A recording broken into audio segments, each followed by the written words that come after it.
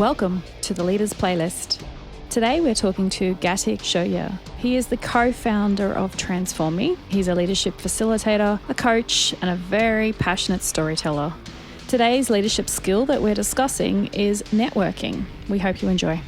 Gatik, can you please tell us the story of yourself? So my journey, Renee and Dave, has really been that of extremely shy, underconfident boy who was ridden with this low self-esteem, always comparing myself with others and always absolutely petrified of speaking up and reaching out all through my teenage years, up until my first job, perhaps, to being invited to the TEDx stage twice, to co-founding a global leadership development company, and most interestingly, becoming a storytelling coach for over 120 organizations globally. That's kind of been my journey. It's quite fascinating when I look back at it, because this is not what I had envisioned. So a lot of things happen by design, a lot of things happen by default. But yeah, that's a little bit about my journey. And I think given where I came from in terms of struggling to reach out and connect with people, struggling to speak up and to do what I do today, and I think one of the most important things of this journey has really been, at some point of time,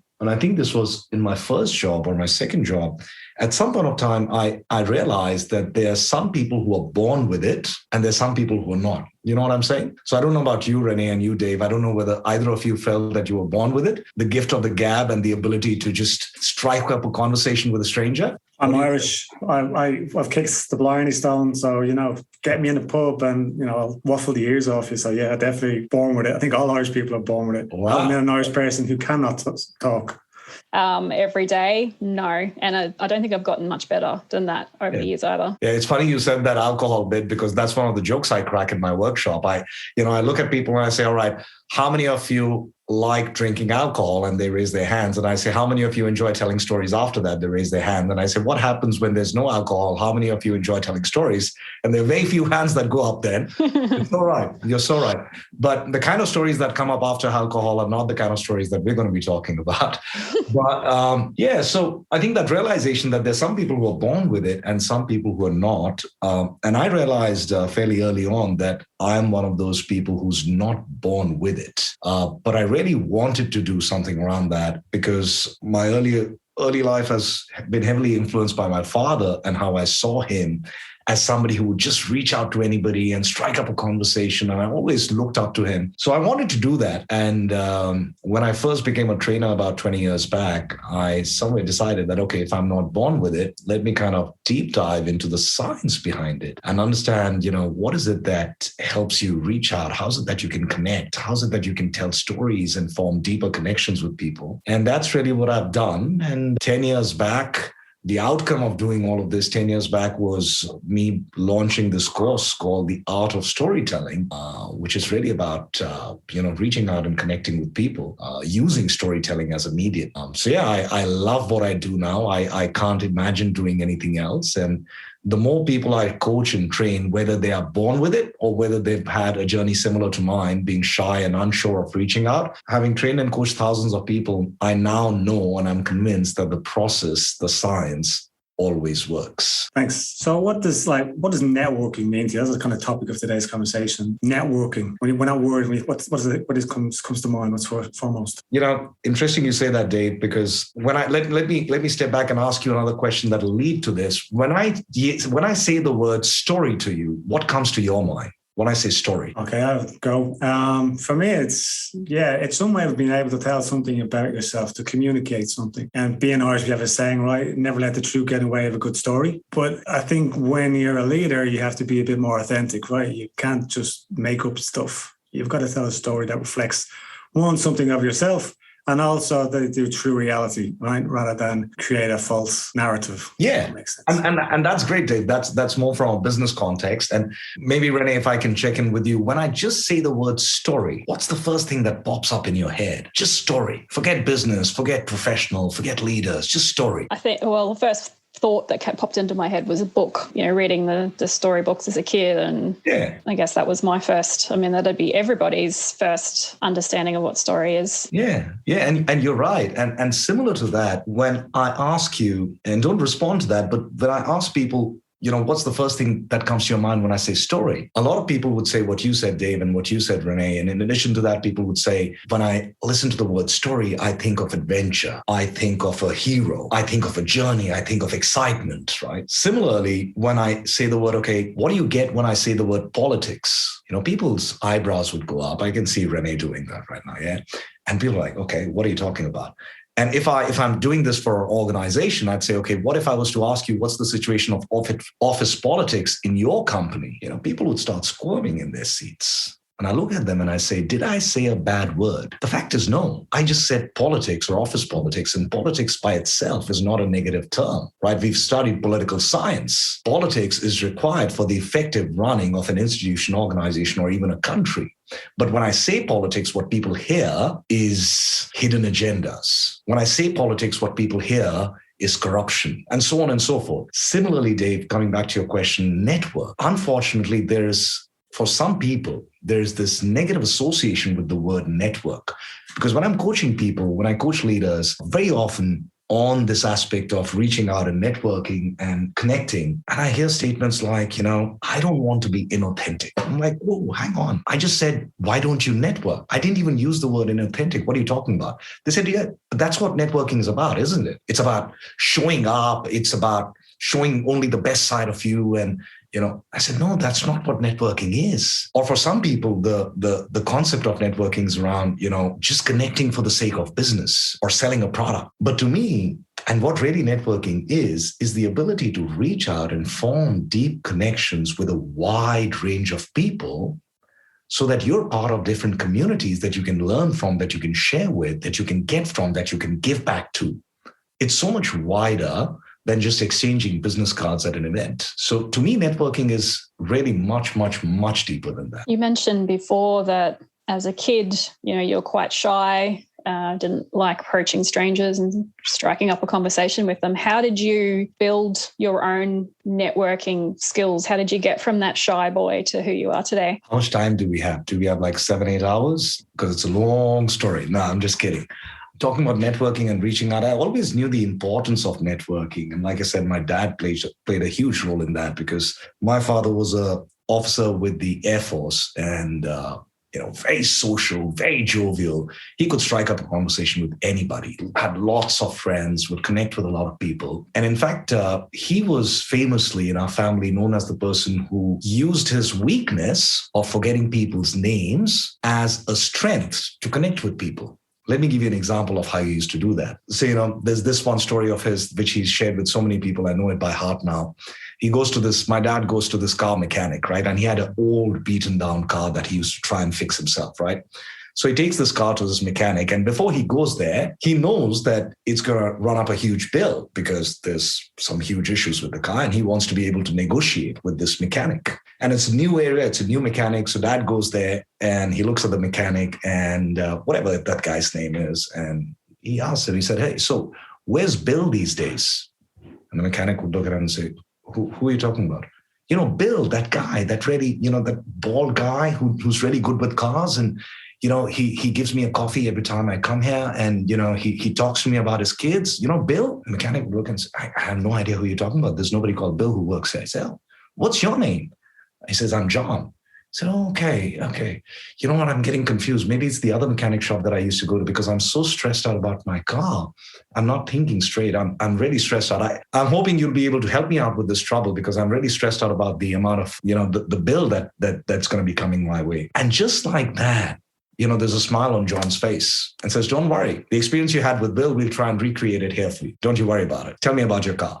Now, this is just one of those many things that I've seen him do, right? That I used to see him do. So for me, I even the ability to be vulnerable and be able to ask for help, right? And say that I'm stressed out is something that I saw from my dad. And I guess that rubbed off on me, but I never knew how to do it. I never really knew how to do it, Renee. So to your question of how did I start doing it? I think there's quite a lot of things that happened at the same time. They say that your situation is the biggest driver to make changes happen in your life. And for me, that situation happened about 13, 14 years back, when I found myself joining a firm as a partner. And this was a learning solutions firm. I joined them as a partner. And for the first time, my role involved business development and sales. And I was like, all right, this is something I've never done before.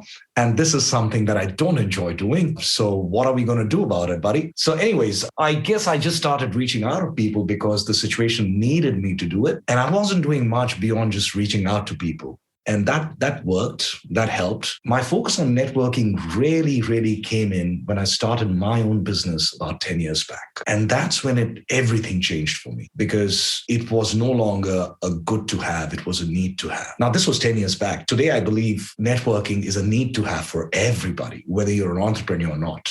10 years back, the world was much different than it was just 8 years back. So yeah, did a couple of things on how did I kind of start doing this stuff? How did I start reaching out? I think number one, the first thing that comes to my mind is I had to battle a lot of my inner demons. The same example I gave you around concept of networking, how people look at it. For me, it wasn't that. That was never the issue. For me, the issue was something else. For me, the issue was reaching out to people and feeling shy and awkward about it, especially when I was reaching out to known people that I'd known a while back. So I guess the first thing that I started doing is to just reach out to known people and reconnecting with. Because if you ask somebody, you've got two sets of people that you want to network with. On one side of the room, there's a bunch of people who you know or you've known. And on the other side of the room, there's a bunch of people that you've never met. Who would you feel more comfortable networking with? This set of people who you know, but you haven't met for 4 or 5 years, an absolutely new bunch. You'd be surprised. So let me ask you, which side would the two of you gravitate, just a part of my own study? Dave, Renee, where would you guys go? I'd go the people that I've known before, I think. All right. I would go the opposite. You go the opposite. Right. There you go. I would barge in there, especially had a few drinks, so we had a barge in there. Yeah. And it's so fascinating. I speak to so many people about this example. There's some people who feel nervous about reconnecting with people they already know. And there's some people who feel nervous or unsure about reaching out to new people. And it's different things for different people. But for me, it was really about getting back and having a conversation. There's so many people who've not spoken to their friends for 10, 15 years. I'm not one of those people. At least for the last 10 years, I'm not one of those people. I now can sit down in the evening while I'm having my drink. I look at my phone and I see the number of a friend I haven't spoken to in 6 months, 8 months. I do not hesitate in just dialing that number. I do not. And say, hey, what's up, buddy? What's happening? And even if the person is a little confused or is not as welcoming, that's fine. And I guess that's the first thing that I did. And then there were a series of different things that I started doing. But most importantly, it was about getting out of that hesitation of reaching out and what is it that others are going to think about it when I call them. So you keep touching on your father, obviously greatly influenced by him. I know he was a senior officer in the Indian Air Force. Yep.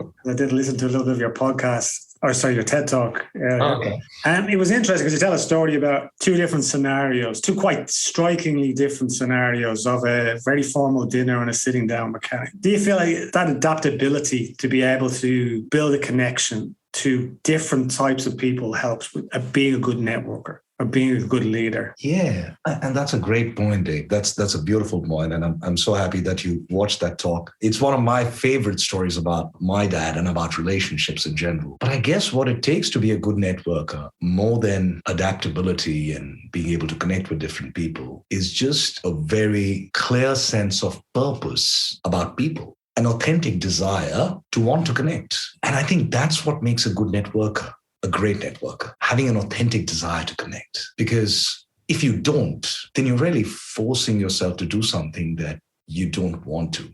But here's an interesting twist in this, because sometimes when I'm coaching some people, and there's this conversation I was having with one of my clients, let's call him Sam, and Sam says that, Gatik, I'm an introvert.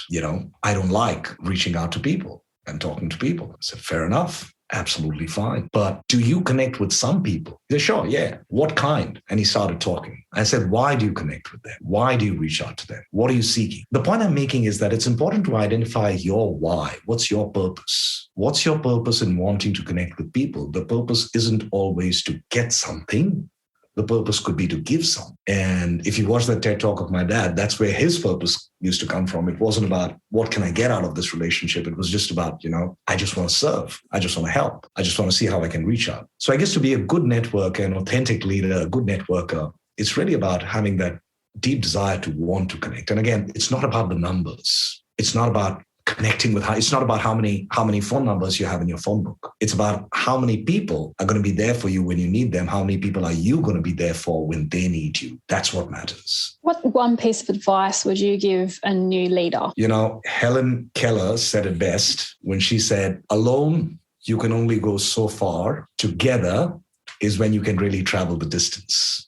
Don't quote me on it because she said something like that. In fact, what she said was a lot more powerful than what I said, but the message is clear. My advice to leaders would be reach out. You can't do it all alone. You just cannot do it alone. Reach out, speak up, connect, tell your stories, network. It's out of building that connection, reaching out, right? It has to be authentic, right? It's like I've seen in organizations, it would be hard for me as a person to accept an invitation to connect with a leader who referred to me as a resource all the time, right? Just dehumanizing me to be some sort of printer or PC that sits, So do you think it's to see a person rather than the worker or what they can do for you? Yeah, no, I think authenticity is really, really crucial to networking and to storytelling, but it's really about what you want to achieve. I'll give you an example. I was coaching this leader, sales and operations leader from this client organization. And we were talking about the brand that he wants to build for himself. So the first question I asked him, the process that I took him through is I said, all right, can you list down some words that describe how you want to be seen in the eyes of others? List down some words that describe how you want to be seen in the eyes of others. And he said things like honest and jack of all trades and things like that. I said, okay, great. The second question I asked him is, all right, who needs to see this? Who needs to see you like this? And through a few questions, it became a pattern that it wasn't a particular set of people. It was everybody in the world, because that's the brand that he wanted to build. I said, all right, now can you find your own authentic stories to help arrive at that? Because Dave, I know some people who do work around storytelling and it's about, let's create a story there. I do not subscribe to that philosophy because to me, stories have got to be authentic. And the reason for that is it's very simple. The objective of storytelling is to engage, connect, and relate with people so that you can inspire and influence. And that's the key word, inspire and influence. Now, because you're using storytelling as a tool to network so that you can inspire and influence, it's really important that your credibility, because it's your credibility at stake, it's your integrity at stake, versus if the objective is not to inspire and influence, if the objective is to, let's say, entertain, which is what stand-up comedians do. The objective is to entertain. Make up your stories for all I care. Don't have to be authentic because the objective is really to entertain. So I think it's really about being able to find your true authentic stories. And one of the rules I talk about in my workshop, rule number 1 out of the 10 rules, is that a story is a real specific incident. You've got to be able to cull out real specific incidents from your life and use that to relate with people, network with people using stories. Yeah. I found that when I started running training courses 7-8 years ago, and training was not a skill set of mine when I first started. And I very quickly learned that one of the most effective ways to engage with the people in the room was to tell stories, to be able to relate what I was teaching them back to my own personal experiences, or asking them to share an experience that they could relate to whatever we were talking about at the time. And it makes for a much more engaging training session, not just for them, but also for me. Because if I'm just teaching theory and I'm just talking to slides or whatever, it's pretty boring. But yeah, having that ability to tell those stories, to share my experiences, I found really worked well in a training environment. Yeah, no, absolutely, Renee. And not just that, one of the things that I'm really convinced about, and I'm a huge, huge proponent of, and I talk about it in various forums, is the fact that the world has changed. We all know that.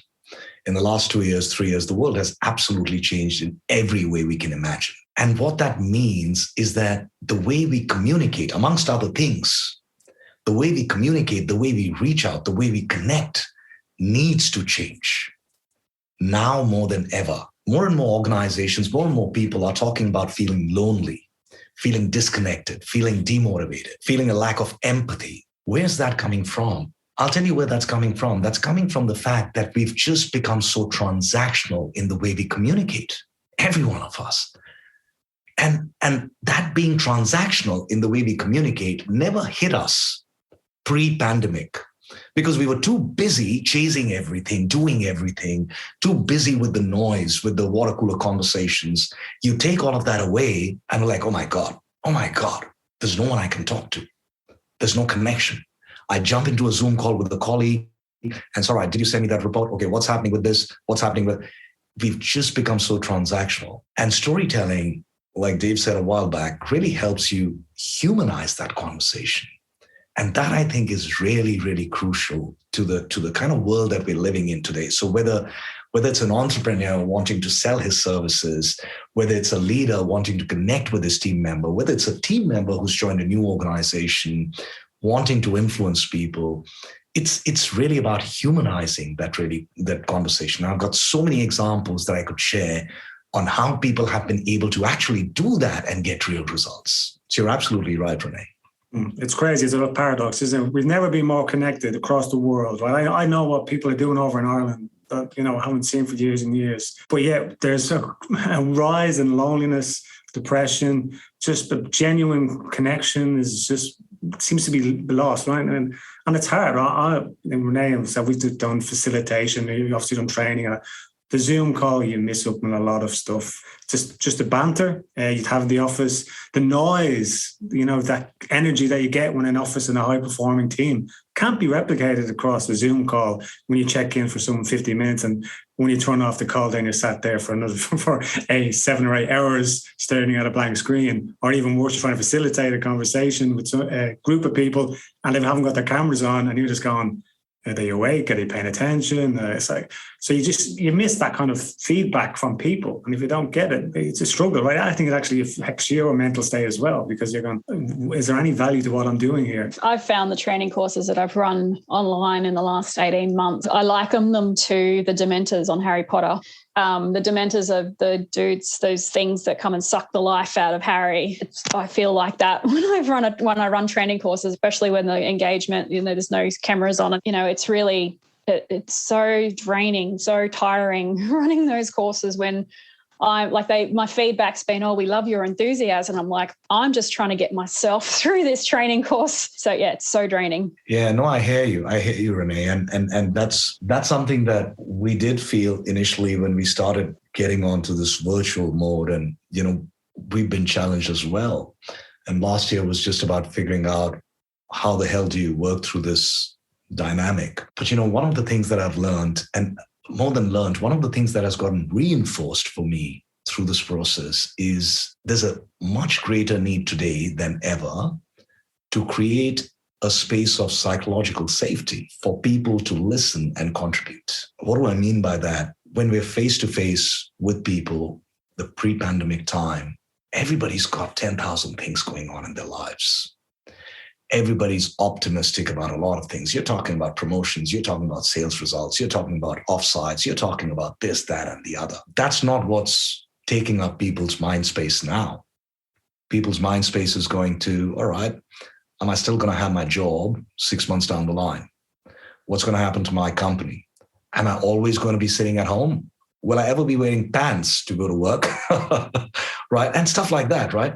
What that means is that it's so important. And for me as a facilitator, as a coach, and not just for me, for all of us, we've realized the importance of creating that psychological safe environment in virtual setups. Again, the power of networking, because when I'm connecting with people, even in a workshop, for me, that's networking. For me, that is again networking, because I'm there to serve. And I'm there to form connections that are going to be there for me and I'm going to be there for them. What I've found is really the power of sharing is so powerful in building connections, the power of sharing.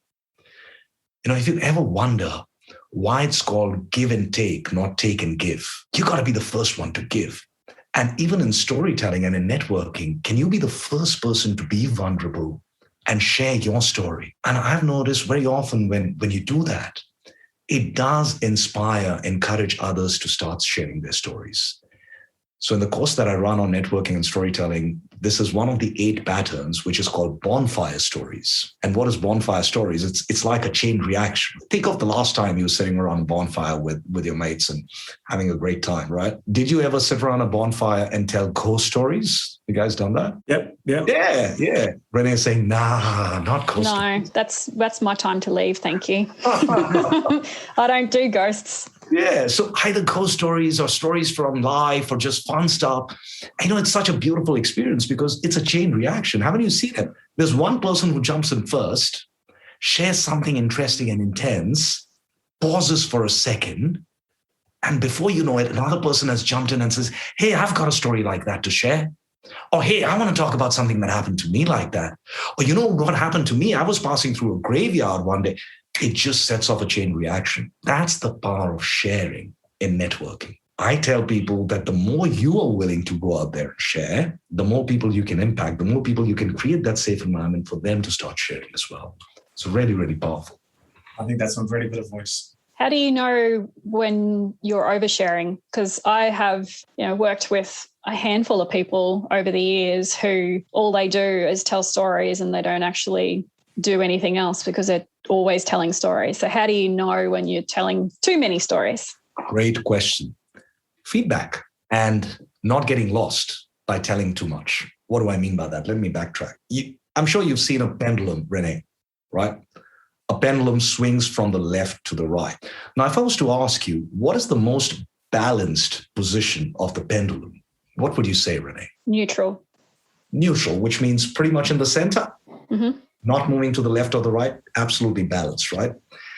Now, each one of us as human beings, let's say in the context of sharing, because we're talking about sharing right now. Now, there's a perfect balance of sharing, which is right in the center, which is I'm not sharing too much, I'm not sharing too little. And that's your point, Renee. You're saying, how do I know if I'm sharing too much or too little? I want to be balanced. Now, first of all, this balance is a dangerous word because I believe it doesn't exist. We're always in the pursuit of balance. But anyways, that's for another podcast, another conversation. But so let's say balance, right? Now, when people ask me this question that how do I know that I'm not oversharing? And sometimes when I get asked this question from somebody who I know is today undersharing, here's what I explain to them. I say that, all right, look at one side of the pendulum as you oversharing, the other side of the pendulum as you undersharing.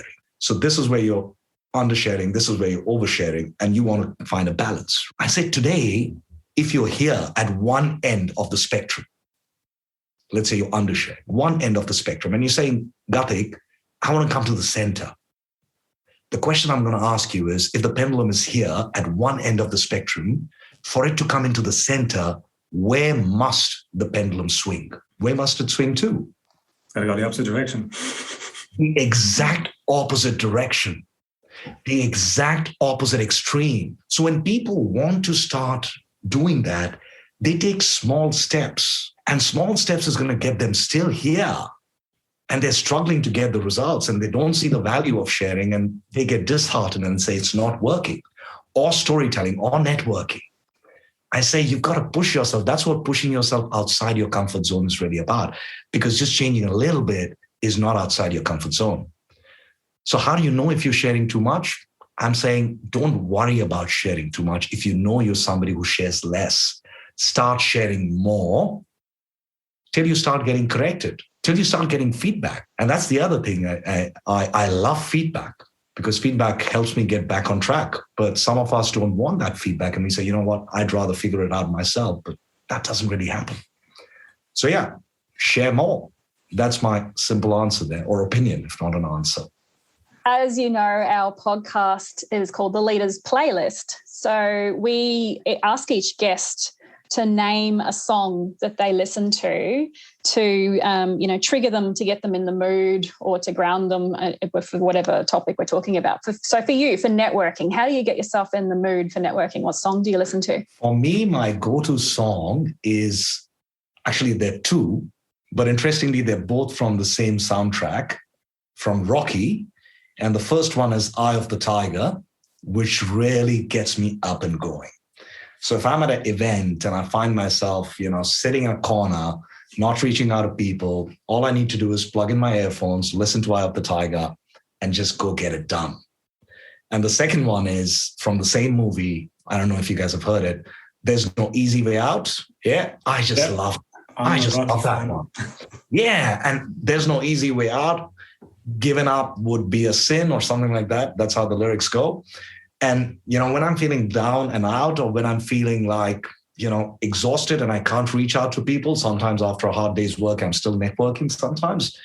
There's no easy way out, buddy. Giving up would be a sin. You got to do it because it's your purpose. So those are the two songs that really get me moving. Cool. All right. Renee, what's your song? What's your go-to networking song?